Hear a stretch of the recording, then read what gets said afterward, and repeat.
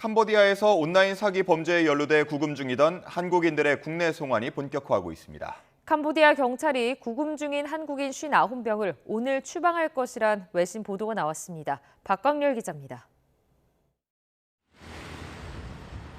캄보디아 당국이 자국 내 구금된 온라인 사기 범죄 관련 한국인 추방 계획을 밝힌 거로 확인됐습니다.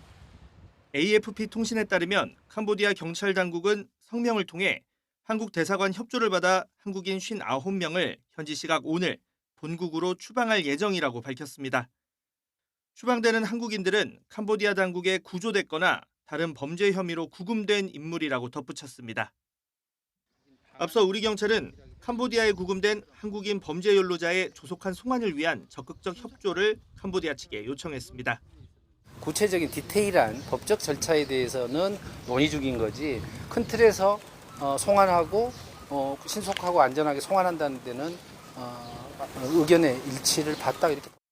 다만 경찰은 이번 발표를 두고 우리 경찰 당국과 사전 논의된 부분이 아닌 일방적 발표라는 입장을 전했습니다. 그러면서 현지에서 캄보디아 경찰과의 협의가 이어지고 있다고 설명했습니다. 앞서 정부는 캄보디아에 구금된 한국인 63명 가운데 2명을 국적기를 통해 송환했고 이번 주말까지 전원 송환이 목표라고 밝힌 바 있습니다. 구금 한국인 송환이 본격화되면서 캄보디아에서 범죄 조직에 살해된 채 발견된 한국인 대학생의 유해 송환 절차 등이 빨라질 가능성도 제기됩니다. 정부는 부검과 수사기록 사본 제공 등 우리 법무부가 요청한 형사사법 공조, 또 화장과 유해 송환 등이 최대한 빨리 마무리되도록 해달라고 당부한 상태입니다. YTN 박광렬입니다. 한국인 대상 범죄에 대응하기 위해 캄보디아에서 활동을 시작한 정부 합동대응팀이 캄보디아 총리를 만나 강한 우려를 전했습니다. 훈 마네트 캄보디아 총리는 우리 국민이 숨진 데 대해 안타까움을 표하고 앞으로 한국인 보호를 위해 더 노력하겠다고 밝혔습니다. 김다현 기자가 보도합니다. 캄보디아 수도 프놈펜에서 차로 1시간 정도 떨어진 따케우주에 있는 스캠 단지. 정부 합동대응팀은 한때 온라인 범죄 집단이 주름 잡던 이곳을 찾아 캄보디아 당국으로부터 한국인 피해 현황과 수사 상황 등을 전달받았습니다. 정부 합동대응팀이 현장 시찰에 나선 스캠 단지입니다. 지금은 현지 경찰이 단속에 나서 텅 비어 있지만 한때는 스캠 범죄의 온상으로 지목된 장소입니다. 합동대응팀은 캄보디아 현지에서 처음으로 언론 브리핑을 열어 캄보디아 총리와 면담 내용을 공개했습니다. 합동대응팀을 이끌고 있는 김진아 외교부 2차관은 훈마네트 총리를 만나 한국인을 대상으로 한 캄보디아 내 취업 사기와 감금 피해 발생에 대해 강한 우려를 전달했다고 밝혔습니다. 우리 국민을 보호하고 캄보디아에서 동범죄를 근절하기 위한 적극적인 대책 마련과 협조를 요청했습니다. 또 우리 경찰청 등 유관기관이 참여하는 한 캄보디아 스캠 범죄 합동대응 태스크포스의 중요성도 강조했습니다. 캄보디아 현지 경찰이 같이 TF가 돼서 신고가 되면 바로바로 즉각 대응할 수 있는 마네트 총리는 한국 국민이 캄보디아에서 숨진 데 대해 심심한 유감과 안타까움을 전하고 도주 중인 용의자 체포와 한국인 보호를 위해 더 노력하겠다고 약속했습니다. 그러면서도 최근 한국이 캄보디아 여행 정보를 강화해 캄보디아에 대한 투자와 관광에 부정적인 영향이 우려된다면서 하향 조정을 요청한 것으로 전해졌습니다. 이에 김 차관은 해당 조치가 현재 상황을 고려한 불가피한 결정이었다며 상황이 개선되면 하향 조정을 검토하겠다고 답변했습니다. 이런 가운데 더불어민주당 김병주 최고위원을 단장으로 한 재외국민 안전대책단도 캄보디아 한인회 등을 만나 피해 현황을 파악하는 등 정보 활동에 힘을 실었습니다. YTN 김다현입니다.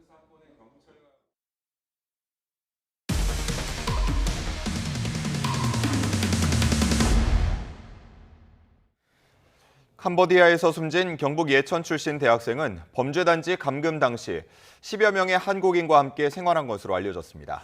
YTN 취재진이 숨진 대학생과 끝까지 함께 있었던 감금 한국인 2명을 만나 당시의 이야기를 들어봤습니다. 김희영 기자가 단독 보도합니다.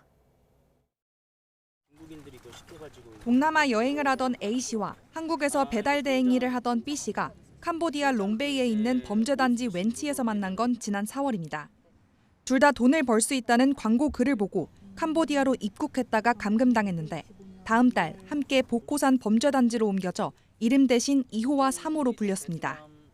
그리고 2달 뒤인 지난 7월 30일에 새로운 남성 21호가 왔습니다. 뼈가 다 드러날 정도로 보였고, 그다음 온몸에 걷지를 못하고 상처도 나고 며칠 후에 죽을 사람으로 보이겠다. 21호는 캄보디아에서 숨진 대학생 박모 씨로 당시 제대로 걷기도 힘든 상태였습니다. 이전에 갇혀있던 범죄단지에서 뼈가 드러나고 온몸이 멍자국에 자주색으로 보일 정도로 심각한 폭행과 고문을 당했던 겁니다. 박 씨는 여기서 만난 한국인 B 씨에게 자신의 계좌에서 누군가 몰래 5천여만 원을 빼갔는데 이걸 갚지 못했다며 이 때문에 무려 일주일 넘게 고문을 당했다고 하소연했다고 합니다. 7박 8일 동안 밥도 주지 않고 묶어놓고 고문하고 폭행했다고 말했어요. 손발로도 구타를 당했고 그 다음에 전기 고문도 당했고 물 뿌리고 더 고통을 심하게 하려고 눈물을 글썽거리면서 거의 울면서 얘기하더라고요. 복고산 범죄단지 조직은 당시 말도 제대로 못하는 상태인 박 씨를 치료해서 일을 시키려는 생각으로 헐값에 사왔다는 게 B 씨의 설명입니다. 그분은 2,000불인가 3,000불 아주 헐값에 몸이 많이 망가졌기 때문에 약을 먹이고 회복시켜가지고 자기네들이 지시하는 일에 투입할 수 있다 생각해서 조직은 단지 안에 있는 의원에 박 씨를 한 차례 데려가 치료했지만 차도가 없자 꾀병이 아니냐며 폭행하기도 했습니다. 아프다 징징대면 이제 뺨 맞고 더 때렸습니다. 더. 밥조차 제대로 넘기지 못하던 박 씨는 계속 고통을 호소했지만 추가 치료는 받지 못했습니다. 범죄단지에 온 지 일주일쯤 지난 8월 7일 밤, 쓰러진 박 씨가 눈도 제대로 뜨지 못하자 그제야 조직원들은 병원으로 옮겼습니다. 눈동자가 뒤로 뒤집어지고 흰자이 보이고 막 숨을 제대로 못 쉬고 이제 몸이 점점 몸에 힘을 못 주니까. 하지만 박 씨는 다음 날 새벽 병원으로 가는 차 안에서 끝내 숨졌습니다. 중국인 3명하고 저하고 4명이서 총 이렇게 2층에서 1층으로 가서 그 픽업 트럭에 뒷좌석에 실었을 때가 거의 12시가 다 된 상황이었는데 경찰은 박 씨가 숨진 뒤에야 범죄단지를 찾아갔고 이 과정에서 A 씨와 B 씨는 경찰서로 옮겨져 캄보디아를 탈출할 수 있었습니다. YTN 김희영입니다. 단독 보도 이어갑니다. 고문 끝에 숨진 한국인 대학생은 캄보디아에 수십 곳이 있는 것으로 추정되는 범죄단지 웬치에서 생활했습니다.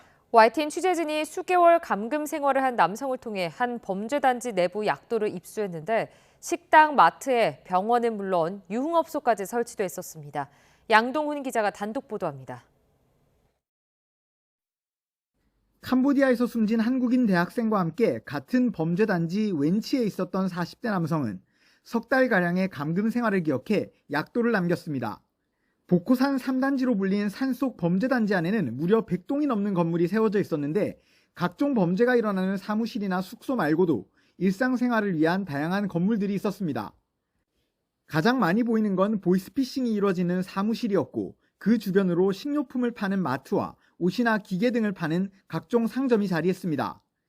식당은 물론 병원과 약국까지 있어 범죄단지 밖을 나가지 않고도 일상생활이 가능했다고 합니다. 없는 게 없습니다. 그 21호라고 불렸던 청년이 의원 개념, 그냥 간단한 치료 처방만 해주는 의원도 있고요. 범죄 조직원들만 방문할 수 있는 유흥업소도 있었는데 이곳을 탈출한 남성은 심지어 매춘까지 이루어졌다고 기억했습니다. 여기에 마사지 상점과 오락실, 카지노까지 있어 외부를 나가지 않고도 장기간 생활할 수 있었다는 설명입니다. 이 같은 상점 물가는 외부보다 3배에서 5배 정도 비싼 수준으로 중국계 범죄 조직 관리자의 지시가 없이 감금된 이들이 마음대로 방문할 수는 없었습니다. 대상은 이제 중국인 불법 조직원들 대상으로 감금돼 있는 한국 사람은 못 가요. YTN 취재진을 만난 남성은 이런 범죄 단지를 조성하고 관리하는 분업화된 범죄 조직이 별도로 있었다고 말했습니다. 거대한 범죄 단지를 조성해두면 보이스피싱 등 실제 범행을 저지르는 다른 조직들이 돈을 주고 건물을 빌려 입주하는 방식이라는 겁니다. 한 달에 건물 한 개당 15,000달러를 내고 들어온답니다. 돈을 또 지불하면 원하는 인터넷 통신 환경도 다 만들어주고요. 단지를 관리하는 조직들은 마을 전체를 담벼락으로 둘러치고 무장 조직원을 통해 감시했는데 탈출을 시도하다 잡히면 처절한 응징이 이뤄졌습니다.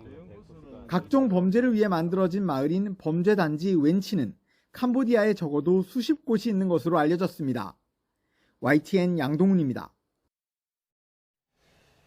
캄보디아 현재 정부 합동 대응팀이 급파된 가운데 이재명 대통령은 캄보디아로 유인하는 구인 광고를 삭제하는 방안을 신속히 강구하라고 지시했습니다. 사법당국은 캄보디아 관련 온라인 게시물에 대한 감시도 강화하기로 했습니다. 정인용 기자입니다.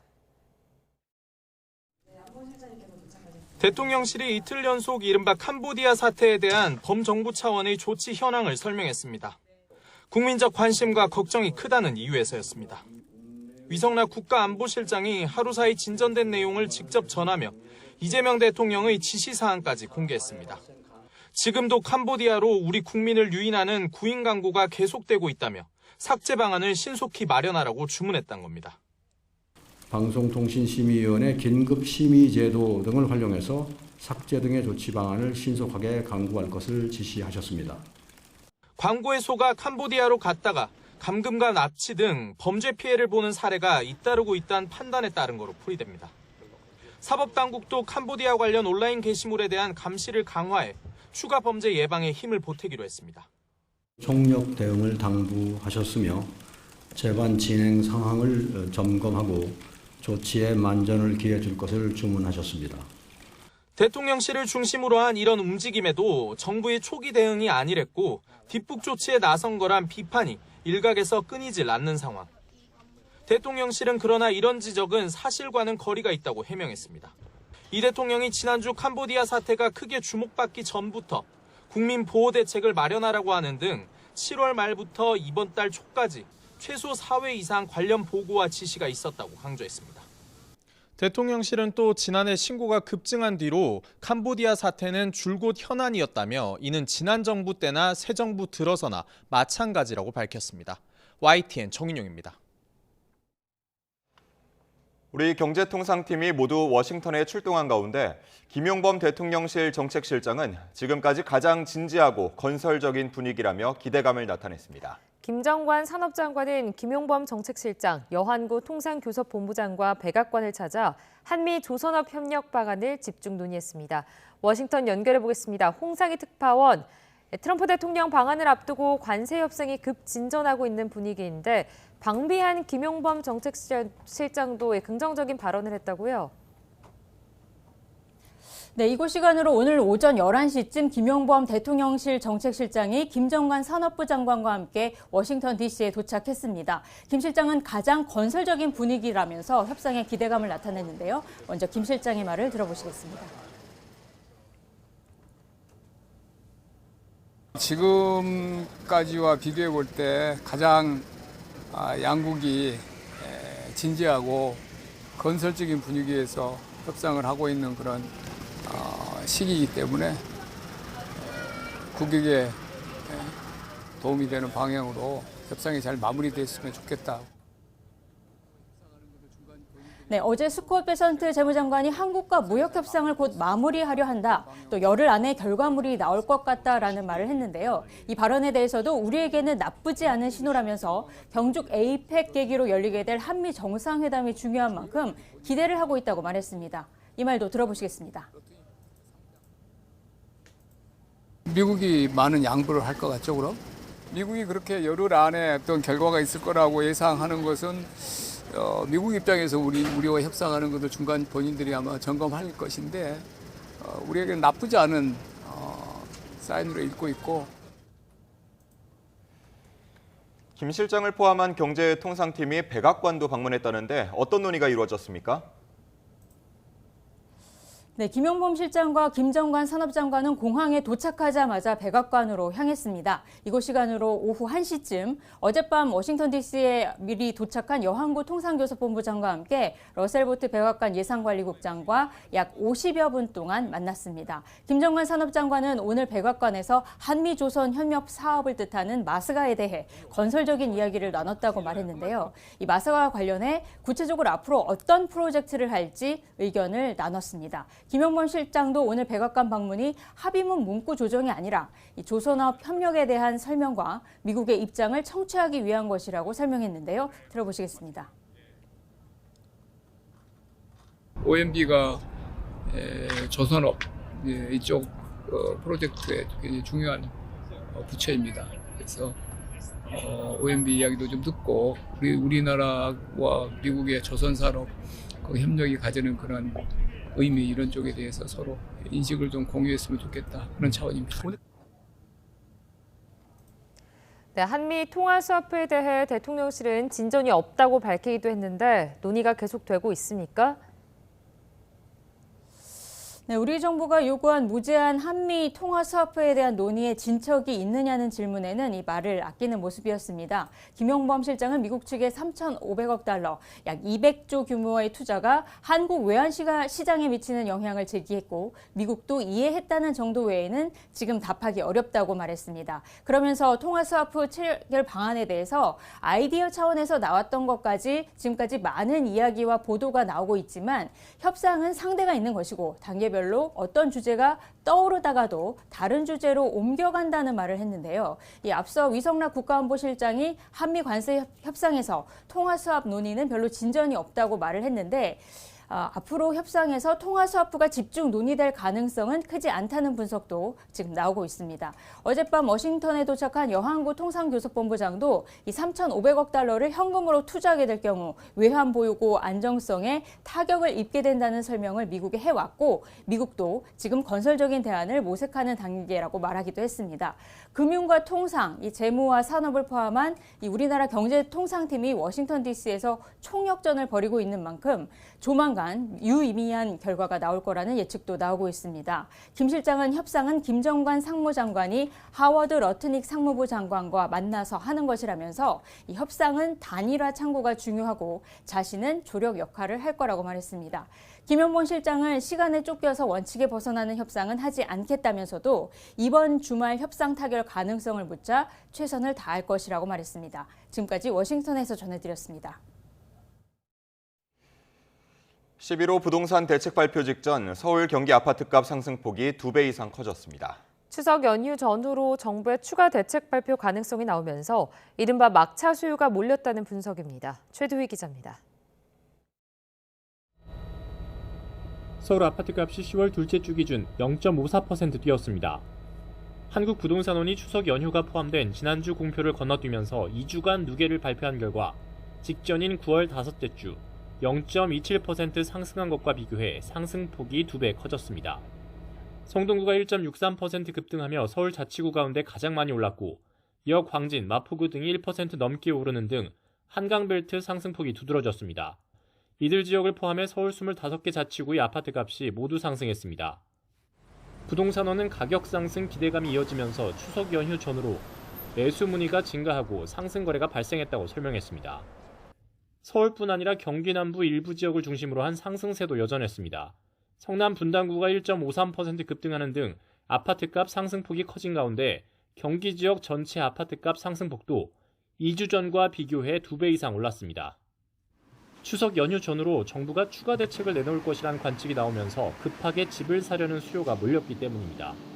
이후 서울 전역과 경기 12개 지역을 토허구역 등 3중 규제로 묶는 정부의 전례 없는 부동산 대책이 나온 상황. 규제에 따른 거래 절벽으로 인해 당장은 해당 지역의 아파트값 상승폭이 꺾일 것으로 보이지만 장기적으로는 아파트값 양극화가 일어날 가능성이 큽니다. 중심권역은 가격들이 상승세가 좀 둔화하는 정도, 그리고 서울의 외곽 지역들은 가격이 꺾이는 현상까지도 나타날 가능성이, 중심권과 외곽 지역의 가격의 격차가 더 벌어질 수 있다. 반면 지방 아파트값은 보합을 유지하며 수도권과 지방 아파트값 양극화도 심화하는 모양새입니다. 서울 등 수도권을 중심으로 한 전셋값 상승세도 심상치 않습니다. 전셋값 상승폭이 2주 전보다 더 커진 가운데 고강도 규제로 매물 부족에 따른 전셋값 상승 등의 부작용도 우려됩니다. YTN 큐두입니다. 국민의힘이 서울 잠실 아파트를 보유한 더불어민주당 김병기 원내대표를 향해 억울하면 부자 되라는 내로남불이라고 비판했습니다. 송파구에 지역구를 둔 박정훈 의원은 어제 자신의 SNS에 정부의 부동산 대책을 비판하며 공무원만 했던 김 원내대표가 무슨 돈으로 명품 단지를 샀느냐고 물었습니다.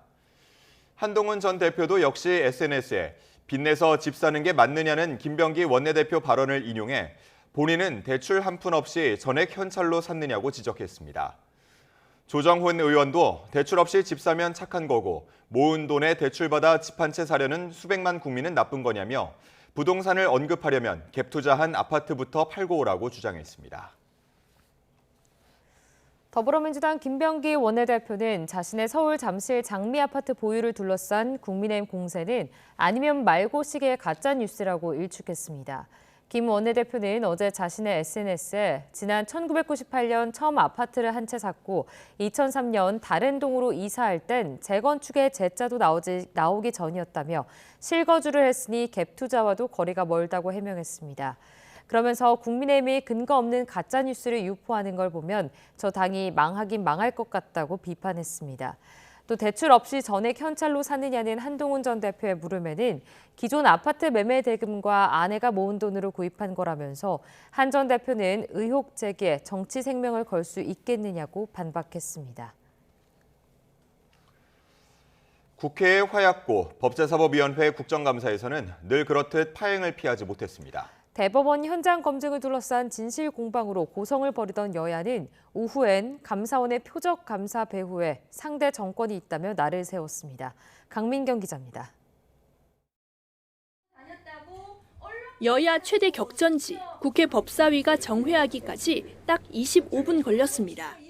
전날 대법원 현장 검증에서 대법관 PC를 들여다봤다는 허위 사실이 퍼졌다고 법력권은 발끈했습니다. 이재명 대통령 사건 파기환송 전에 판결문을 읽은 건지 데이터를 요구했을 뿐 재판 기록 자체를 열람한 게 아니라는 겁니다. 이것은 국민의힘 쪽의 언론 플레이입니다. 같은 동료 법사위원의 명예를 훼손하지 말기를. 볼멘 소리하던 국민의힘은 추미애 위원장이 발언 기회를 주지 않고 옐로우 카드를 날린 걸 계기로 폭발했습니다. 말장난 하지 마요 좀. 소리 지르지 마요. 잠시 감사를 중지하고. 감사 재개 뒤에도 항의가 이어지자 추미애 위원장은 앞장서 항의하던 곽규택 의원 발언을 제안했습니다. 근조 리본을 단 국민의힘은 국회 선진화법 위반, 야당 탄압이라며 항의하다가 결국 회의장을 박차고 나갔습니다. 추다르크가 아니고 추짜르, 오늘은 추짜르의 탄생일입니다. 틈틈이 이어진 감사원 국감에선 이재명 정부 출범 뒤 설치된 쇄신 TF를 둘러싼 공방이 벌어졌습니다. 민주당은 월성 원전 1호기 폐쇄 결정과 전현희 전 권익위원장 비리 의혹 등 윤석열 정권이 발표한 하청 감사를 전면 되돌아봐야 한다고 주장했고 당시 사무총장이었던 유병호 감사위원과 언성을 높여 싸우기도 했습니다. 검찰에서 완전히 무혐의로 최종 무혐의 결정됐습니다. 감사원장 저한테 사과할 의사 없습니까? 그걸 어떻게 감사를 안 합니까? 아니 그럼 감사원의 하수도 타신 것도 제 탓이고 전부 탓입니까? 국민의힘은 새 정부가 위법 TF로 적폐몰이, 야당 척살에 나섰다고 반박했습니다.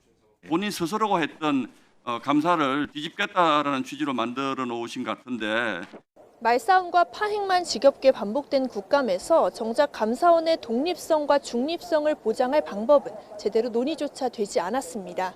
YTN 강민경입니다. 오늘의 주요 경제 일정입니다. 거침없는 상승세를 보이며 3,748까지 올라선 코스피가 오늘도 사상 최고가 경신을 이어갈 수 있을까요? 특히 삼성전자와 SK하이닉스가 동시에 최고가를 다시 쓴 상황에서 오늘 흐름도 관심입니다.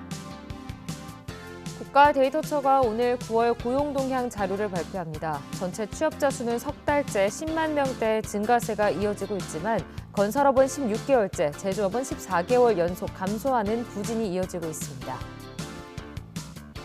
오늘부터 사흘간 서울공항에서 서울국제항공우주 및 방위산업 전시회 아덱스 퍼블릭데이가 열립니다. 퍼블릭데이는 일반인 누구나 참가할 수 있습니다. 서울 에어쇼란 이름으로 1996년 시작된 서울 아덱스는 2009년부터 현재의 명칭으로 경년으로 열리고 있습니다.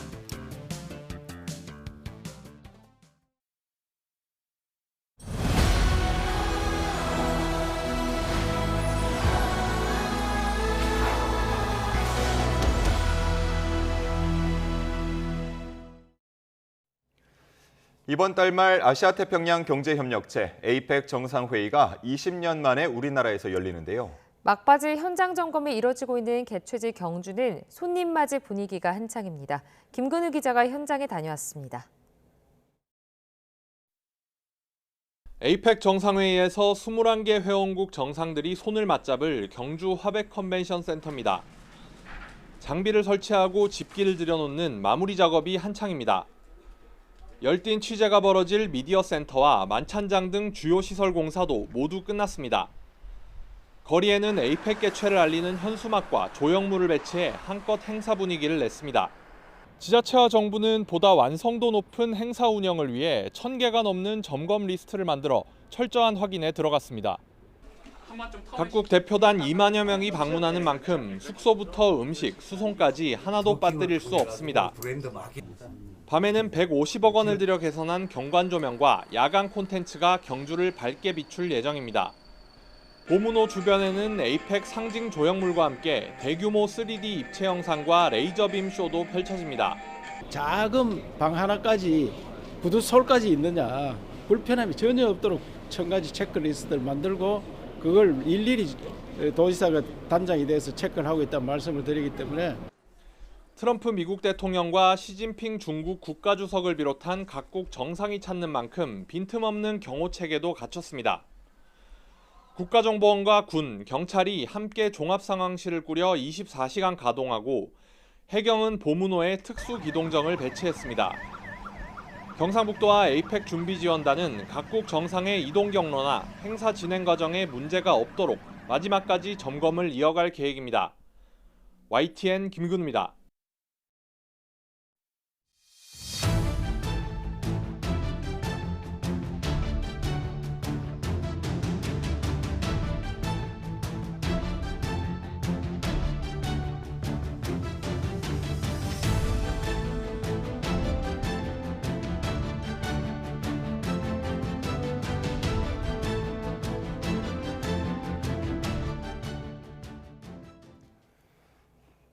지난 7월 이뤄진 내란 특별검사팀의 오산 공군기지 압수수색을 둘러싸고 논란이 이어지고 있습니다.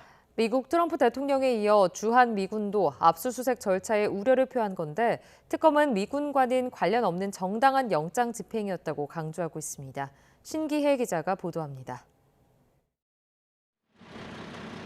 주한 미군이 내란 특검의 강제 수사에 정식으로 항의했습니다.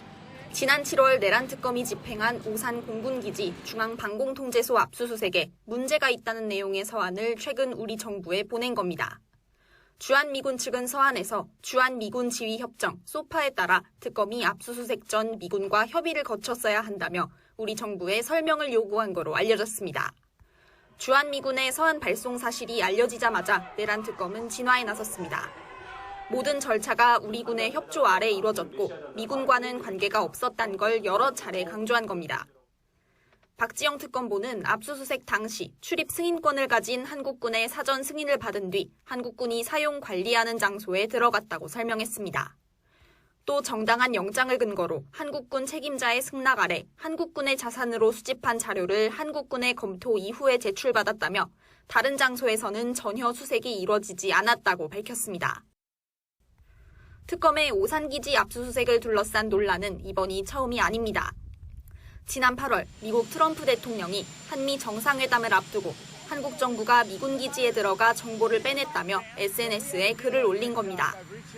당시에도 특검은 미군과는 관련 없는 압수수색이었다며 곧장 해명했고 이재명 대통령까지 나서서 미군을 겨냥한 수사가 아니었다고 설명한 뒤에야 트럼프 대통령은 한 발 물러섰습니다.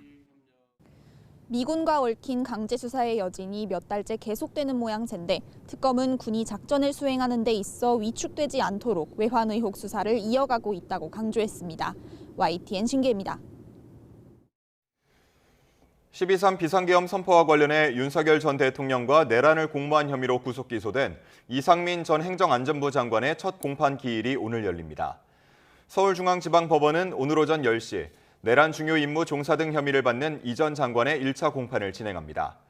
법원이 특검의 신청을 허가하면서 공판이 시작되고 끝날 때까지 법정에선 이 전 장관 모습이 지연 중계 방식으로 공개될 예정입니다. 김건희 특별검사팀은 오늘 이배용 전 국가교육위원장의 매관 매직 의혹과 관련해 정진기 언론문화재단 이사장 정모 씨를 소환합니다. 특검은 오늘 오전 장대환 매경 미디어그룹 회장의 배우자인 정 이사장을 참고인 신분으로 불러서 조사합니다. 특검은 지난달 29일 정 이사장 사무실과 주거지를 압수수색했는데 정 이사장이 이 전 위원장의 의혹에 연루됐을 가능성을 염두에 두고 있습니다.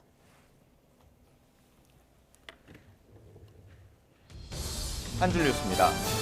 대구지방법원은 캄보디아에서 이성적 호감을 가장해 돈을 뜯어내는 이른바 로맨스 스캠 사기 조직에 가담한 혐의로 재판에 넘겨진 28살 A씨 등 2명에게 각각 징역 4년 6개월을 선고했습니다. 이태원 참사 특별조사위원회는 어제 제37차 위원회 회의를 열고 유가족과 피해자 등이 신청한 사건 14건과 위원회 직권조사 2건 등 모두 16건의 사건 개시를 의결했습니다. KT 무단 소액 결제 해킹 사태 당시 KT가 정부 조사를 방해했다는 의혹에 대해 경찰이 내사에 착수했습니다.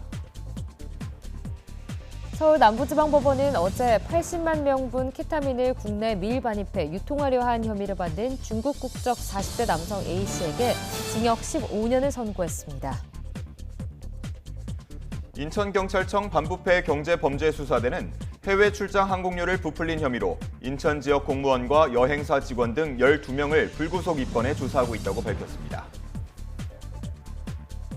대법원은 어제 특정경제범죄법상 횡령 등의 혐의로 2심에서 징역 2년, 집행유예 3년을 선고받은 효성그룹 조현준 회장과 검찰 측의 상고를 모두 기각하고 원심을 유지했습니다. 지금까지 한 줄 뉴스였습니다. 대법원이 최태원 SK그룹 회장과 노소영 아트센터 나비관장의 이혼 소송에서 재산 분할 청구 부분을 파기환송했습니다. 1조 4천억 원에 가까웠던 천문학적인 재산 분할액과 관련해 다시 판단이 필요하다고 봤습니다. 권준수 기자가 보도합니다. 세기의 이혼으로 불리는 최태원 SK그룹 회장과 노소영 아트센터 나비관장의 이혼 소송이 다시 판단받게 됐습니다. 대법원이 재산 분할 부분을 파기환송했는데 나눠야 할 재산 금액을 다시 판단해야 한다는 취지입니다. 대법원은 쟁점이 됐던 노태우 전 대통령의 비자금 300억 원을 뇌물이라고 봤습니다. 그러면서 사회질서에 반하는 불법 자금인 만큼 법이 보호해야 할 영역이 아니라고 설명했습니다. 때문에 노 관장의 부친인 노 전 대통령이 최 회장과 SK그룹을 지원했더라도 재산 형성에 노 관장이 기여한 것으로 참작할 수 없다고 판단했습니다. 최 회장 측은 상고심 선고 직후 즉각 환영한다는 입장을 밝혔습니다. SK그룹이 노태우 정권의 불법 비자금이나 지원 등을 통해서 성장했다는 그런 부분에 대해서 부부 공동재산의 기여로 인정한 것은 잘못이라고 선언했다는 점에서 큰 의미가 있다고 생각합니다. 노 관장 측은 재산 분할액을 두고 다시 다퉈야 하는 상황에 대해 특별한 입장을 내놓지 않았습니다. 대법원은 사실상 혼인관계가 끝나기 전 최 회장이 친인척에게 증여했던 주식과 SK그룹에 반납한 급여도 부부 공동재산의 유지와 관련된 것으로 분할 대상이 아니라고 봤습니다. 다만 최 회장이 노 관장에게 지급해야 하는 위자료 20억 원 부분에 대해서는 상고를 기각하며 판결을 확정했습니다. YTN 권준수입니다. 경기 의정부시에서 하천에 빠진 중학생이 실종되면서 소방이 연일 수색 작업을 이어가고 있습니다. 그런데 같은 장소에서 실종 학생을 포함한 학생들이 폭행을 당했다는 신고가 접수돼 경찰이 연관성을 조사하고 있습니다. 윤태인 기자의 보도입니다. 하천변에서 소방대원들이 보트를 들고 하천으로 옮깁니다. 짐을 담은 뒤에는 하천을 따라 이동하며 주위를 살핍니다. 지난 13일 5시 반쯤 경기 의정부에 있는 중랑천에 10대 중학생이 빠져 실종되면서 소방과 경찰이 수색을 이어가고 있습니다. 그런데 실종사고 발생 나흘 전인 지난 9일 같은 장소에서 학생들을 대상으로 폭행이 이뤄졌다는 신고가 경찰에 접수됐습니다. 상급생 1명이 다른 학생 5명을 폭행하고 있다는 내용이었는데 가해 학생은 피해 학생들에게 너구리를 찾으라거나 상의를 벗고 하천에 뛰어들라는 등의 강요를 한 것으로 전해졌습니다. 경찰 조사 결과 피해 학생들 가운데 3명이 이번 실종사고 현장에 있었던 것으로 확인됐습니다. 이 가운데 2명이 물에 빠졌던 건데 1명은 무사히 구조됐지만 다른 1명은 여전히 실종된 상태입니다.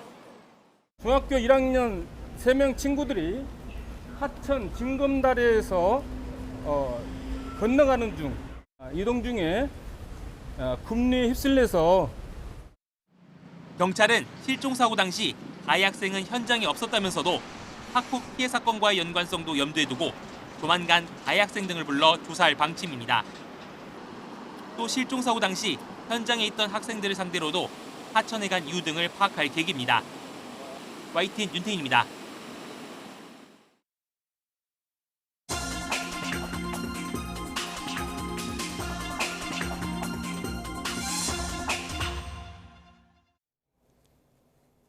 오늘의 글로벌 픽입니다. 일본 제2야당인 일본 유신회가 집권 자민당과의 정책 협의에 본격적으로 나서면서 연합 정권 수립에 속도를 내는 모양새입니다. 공명당의 연립여당 탈퇴, 야당 후보 단일화 움직임에 궁지에 몰렸던 다카이치 자민당 총재가 총리로 선출될 가능성이 커지고 있습니다. 도쿄에서 김세호 특파원의 보도입니다. 제2야당인 일본 유신회가 집권 자민당과 정책 협의를 이어가며 급속히 거리를 좁히고 있습니다. 요시무라 유신회 대표와 만난 다카이치 자민당 총재는 총리 지명 선거에 협력을 거듭 요청했습니다. 基本政策、ほぼ一致はしているとは思うんですけれども、主犯指名の、ご協力、それも一緒に政権を担っていただく、連立含みのご協力をお願いしたいということを率直に申し上げました。 요시무라 대표는 정책 협의에서 결과를 낸다면 다카이치 총재에 투표하겠다고 밝혔습니다. 政策協議がきちんと合意がまとまれば、そういうことになると思います。 유신회 내에서도 자민당과의 협력을 지지하는 목소리가 다수인 것으로 알려졌습니다. 자민당과 유신회는 헌법 개정에 적극적이고 외국인 규제 강화에도 같은 입장입니다. 오사카를 기반으로 성장한 유신회가 수도권 재해 발생 시 오사카를 부수도로 만들려는 계획에도 다카이치 총재는 긍정적입니다. 두 당의 중의원 의석을 합치면 231석으로 과반인 233석에 근접하는 만큼 두 당이 협력하면 다카이치 총재의 총리 당선이 유력합니다. 요시무라 유신회 대표는 야스쿠니 신사 참배를 적극 지지하는 등 강성 보수 성향을 보이고 있어 자민당과 유신회의 연정이 이루어진다면 일본의 보수화는 한층 더 속도를 낼 것으로 보입니다. 반면 148석의 제1야당인 입헌 민주당은 총리 후보까지 양보하며 국민민주당과의 단일화 협의에 나섰지만 이견을 좁히지 못하고 있습니다. 야당 후보 단일화 협상을 관망하던 일본 유신회가 자민당으로 급선회하는 모습을 보이면서 공명당의 연정 이탈로 어려움을 겪던 다카이치 총재의 총리 지명 가능성을 더욱 높이고 있습니다. 도쿄에서 YTN 김세호입니다. 세계 곳곳에서 Z세대가 주도하는 반정부 시위가 잇따르고 있는 가운데 페루에선 시위대와 경찰이 충돌하면서 1명이 숨지고 100여 명이 다치는 유혈 사태가 벌어졌습니다. 현지 시간 15일 수도 리마를 포함한 페루 주요 도시에서는 치안 상황 개선과 강력한 사회 개혁을 요구하는 시위가 동시다발적으로 열렸습니다. 경찰이 해가 지는 시점에 맞춰 강제 해산에 나서면서 부상자가 속출한 가운데 리마에서는 30대 시위 참가자가 누군가의 총격을 받고 숨졌습니다. 지구 대기 중의 이산화탄소 농도가 지난해 역대 최고치를 찍고 증가 속도 역시 관측이 시작된 1957년 이래 가장 빨랐던 것으로 나타났습니다. 세계기상기구는 현지 시간 15일 발표한 온실가스 연보에서 지난해 평균 이산화탄소 농도는 423.9ppm으로 역대 최고를 기록했다며 산업화 전보다 52% 늘어난 수치라고 밝혔습니다. 지금까지 글로벌 픽이었습니다. 정부가 뇌사자 외에 연명 의료를 중단해 심장사한 경우에도 장기를 기증할 수 있게 하는 방안을 추진합니다. 장기 이식 대기자는 갈수록 느는 반면 뇌사 기증자는 한정적인 불균형을 줄이기 위한 건데 오는 2027년을 제도화 목표로 제시했습니다. 권민석 기자의 보도입니다. 국내 장기 이식은 전적으로 뇌사자에게 의존하고 있습니다. 또 본인이 장기 이식을 희망했더라도 가족이 거부하면 무산되는데 뇌는 죽었지만 아직 심장은 뛰는 환자의 장기 적출을 가족이 선뜻 동의하기도 쉽지 않습니다.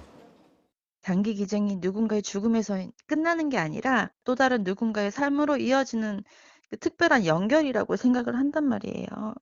그런 마음으로 저희 유가족들도 힘을 내서 살 수가 있고 여기에 고령화 영향 등으로 뇌사 기증자보다 장기 이식 대기자가 114배나 많을 만큼 기약 없는 기다림이 이어지고 있습니다.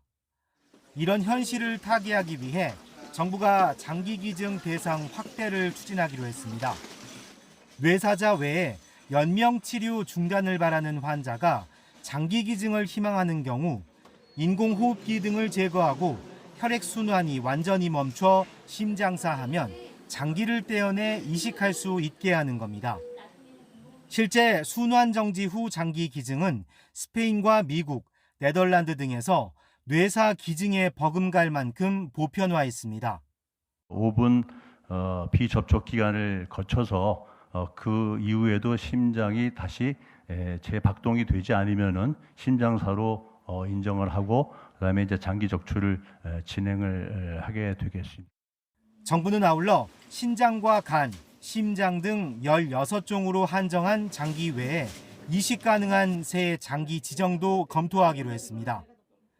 외국과 달리 뇌사 판정위원회를 거쳐야 하는 등 엄격한 뇌사 진단 절차도 개선합니다.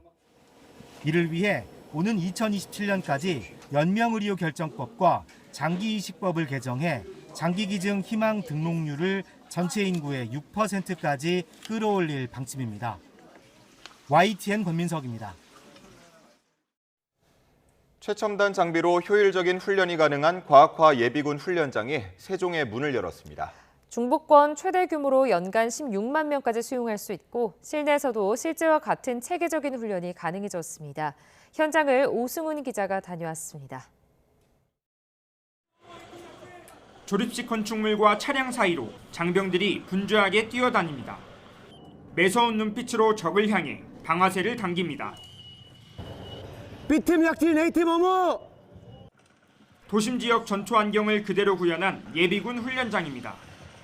레이저와 감지 장치가 장착된 훈련 장비를 활용해 실전과 같은 전투 감각을 익힐 수 있습니다. 이렇게 총을 쏘면 총구에서 레이저가 발사되고 머리와 몸통 부에 있는 6개의 감지 장치를 통해 사망과 부상 여부를 판단할 수 있습니다. 실내 훈련장에도 첨단 정보통신 기술이 적용됐습니다. 영점 사격과 표적 사격을 한 화면에서 진행할 수 있고 사람의 움직임을 인식하는 장비로 실제 전투 상황을 가정한 긴장감 넘치는 훈련이 가능합니다. 이번에 문을 연 세종과학화 예비군 훈련장은 중부권 최대 규모로 조성됐습니다. 하루 최대 1,000명, 연간 16만 명까지 예비군을 수용할 수 있어서 기존에 지어진 훈련장보다 더 많은 인원이 한 번에 훈련을 받을 수 있습니다. 과학화 시스템을 적용하여 훈련하기 때문에 연중, 전천 후 훈련이 가능하겠습니다. 그렇기 때문에 예비전력 강화에 큰 효과를 볼 수 있습니다. 과학화 예비군 훈련장은 전국에 28개가 운영되고 있으며 오는 2028년까지 40곳 개장을 목표로 하고 있습니다. YTN 오승훈입니다.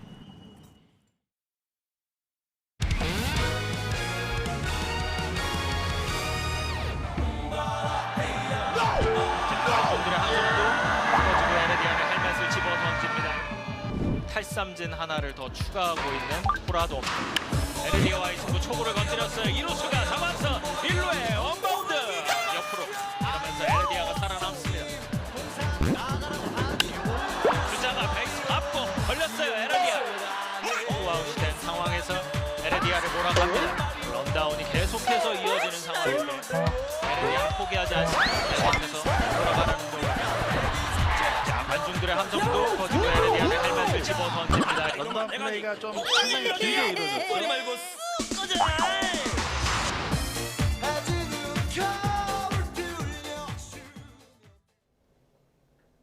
오늘도 구름이 많은 가운데 예년보다 온화한 날씨가 이어지겠습니다. 현재 서울 기온은 16.1도로 다소 서늘한 정도지만 한낮에는 기온이 24도까지 크게 오르겠습니다.